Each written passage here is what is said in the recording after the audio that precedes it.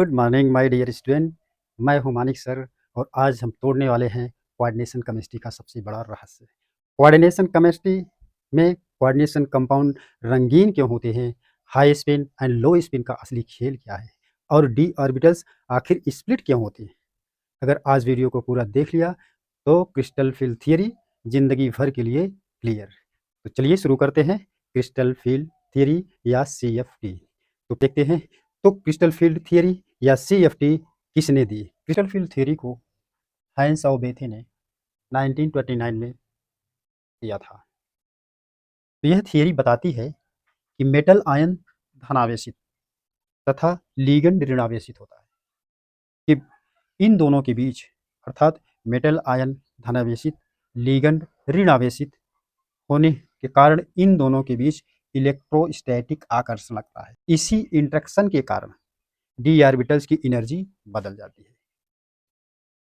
Free metal ion में without ligand का free metal ion में 5d ऑर्बिटल की एनर्जी बराबर होती है, लेकिन जैसे ही लिगेंड पास आते हैं एनर्जी स्प्लिट हो जाती है।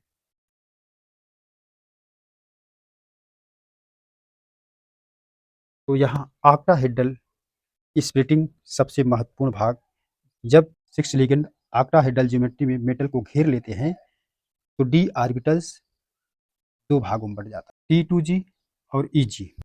T2g को ट्रिपलेट कहा जाता है, EG को डबलेट कहा जाता है। T2g लोअर एनर्जी होता है और EG में हाइयर एनर्जी होता है। T2g में dxy dyz dxz ऑर्बिटल होते हैं, EG में dz square dx square minus y square वाले ऑर्बिटल होते हैं। तो इन दोनों के बीच एनर्जी डिफरेंस को कहते हैं डेल जीरो। यही CFT का सबसे महत्वपूर्ण concept. Del zero delta not is equal to crystal field splitting. यही CFT या क्रिस्टल फील्ड स्प्लिटिंग का या क्रिस्टल फील्ड थियरी का महत्वपूर्ण कंसेप्ट है। रंग क्यों आता है? लोअर एनर्जी लेवल T2g से high energy level EG jump करता है, एनर्जी एब्जॉर्ब होता है और विजिबल लाइट का एक रंग एब्जॉर्ब हो जाता है। जो रंग एब्जॉर्ब नहीं होता वही दिखाई देता है, इसी के कारण कलर दिखाई पड़ते हैं। तो हाई स्पिन और लो स्पिन का असली गेम क्या है? डेल जीरो अर्थात डेल नॉट का मान कम है या लेस है तो इलेक्ट्रॉन्स पेयरिंग नहीं करेंगे, हाई स्पिन कॉम्प्लेक्स होगा, हाई स्पिन कॉम्प्लेक्स होगा। यदि डेल डेल डेल जीरो का मान हाई है, डेल जीरो या डेल नॉट का मान हाई है तो इलेक्ट्रॉन पेयरिंग करेगा और लो स्पिन कॉम्प्लेक्स बनाएगा, लो स्पिन कॉम्प्लेक्स बनाएगा, कॉम्प्लेक्स बनेगा। अर्थात जैसे वीक फील्ड लिगेंड फ्लोरीन में हाई स्पिन कॉम्प्लेक्स बनेगा और स्ट्रांग फील्ड लिगेंड साइनाइड में लो स्पिन कॉम्प्लेक्स बनेगा। इसी कारण मैग्नेटिक प्रॉपर्टी बदल जाती है। देखते हैं कि जब डेल जीरो का मान कम होगा तो हाई स्पिन कॉम्प्लेक्स का निर्माण होता है। अर्थात ये उस कंडीशन में होता है जिसमें वीक फील्ड लिगेंड हुआ करते हैं, जैसे फ्लोरीन की बात है, क्लोरीन ब्रोमीन इत्यादि वीक फील्ड लिगेंड वाले। यदि डेल जीरो अर्थात डेल नॉट का मान उच्च होता है, हाइयर होता है, तब तब वहाँ पर जो है इलेक्ट्रॉन पेयरिंग करेंगे, युग्म बनाएंगे। यह उस कंडीशन में होता है जब स्ट्रांग फील्ड लिगेंड होते हैं, जैसे साइनाइड है, अमोनिया है, NO2 है। इन सब में जो है हाई लो स्पिन कॉम्प्लेक्स का निर्माण होता है। लो स्पिन कॉम्प्लेक्स और हाई स्पिन कॉम्प्लेक्स के कारण ही मैग्नेटिक प्रॉपर्टी बदल जाती है।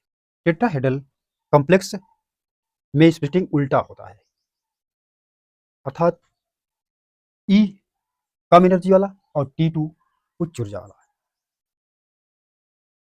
तो T2 एनर्जी मोर रहेगा और E की एनर्जी लेस होता है। और याद रखिए कि del T is equal to 4/9 del zero या डेल नॉट के बराबर होता है। अर्थात डेल T मीन्स होता है टेट्राहेड्रल में 4/9 डेल जीरो के मान के बराबर होता है। यह फार्मूला एग्जाम में सीधा पूछा जाता है। सीएफटी की कुछ लिमिटेशन है। सीएफटी या crystal field theory covalent bond को नहीं समझाती।